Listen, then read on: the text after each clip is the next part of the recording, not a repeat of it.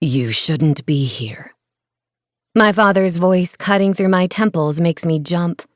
This sprawling, icy wasteland is silent, except for the words reverberating in my mind. I take a cautious step forward, worn boots crunching against the frigid snowfall as I wrap my arms around myself, fingers tucked into my ragged sleeves to ward off the nipping chill.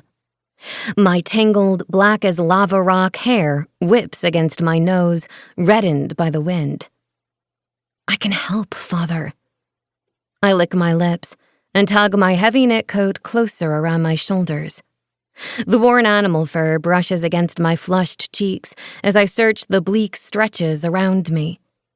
It's eerie and still, as haunting as the dead buried deep beneath the ice. Little survives for long out here. I shove one scuffed boot after another through the dredges of snow. He was headed this direction when he left to hunt. Father, where are you? The words are breathless and rough, but I force them out through cracked lips.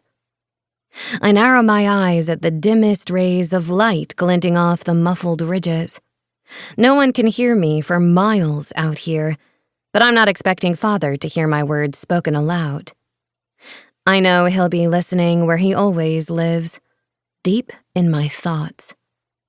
My guardian, my mentor, my father.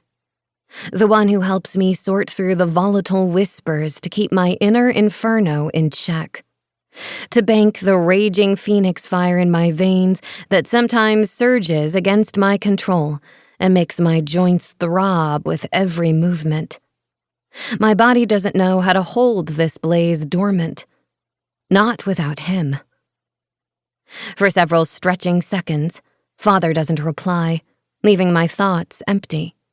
Sweat drips down my forehead and heat ripples in my bones. Water sizzles as the sheath of ice trying to form on my sleeve thaws. Father?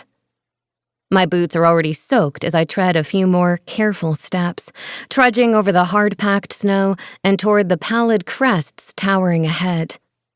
This stretch of wasteland isn't fully shadowed yet by the angle of the mountains. With the faint whisper of heat from the dissolving sun overhead, I expected Father to have laid his trap here. But he left a quarter sumpass ago to set it, and there's no sign of him. I glance over my shoulder. Fresh drifts cover any footsteps I could have retraced. It's empty as a tomb out here. No whisper of the phoenix who raised me. Or the hunt he's out to capture, bringing home one last meal for our tiny village. I try to slow my breathing. He hasn't left. Not yet. He wouldn't do that to you. He wouldn't let me follow him out into the Forsaken Lands just to turn his back when I need him. He knows how long it would take for me to freeze out here. Not a quick death. If my own blood didn't turn my skin to kindling first. Mara, I told you to stay back at the temple. Warmth floods my body, melting the ice underfoot. I pick up the pace. My senses reach out for the familiar tone of his heat signature. I know, Father, but I wanted to help. I only have a few precious hours left with him. With any of them. And then I will be as forsaken as these lands. You have been well prepared for what you must do, little one. You are not forsaken yet. Father's voice, listening in on the chaos of my ero, my thoughts, is like a blanket of snow cooling the fire inside me and bringing clarity. If you want to help me hunt, then find me.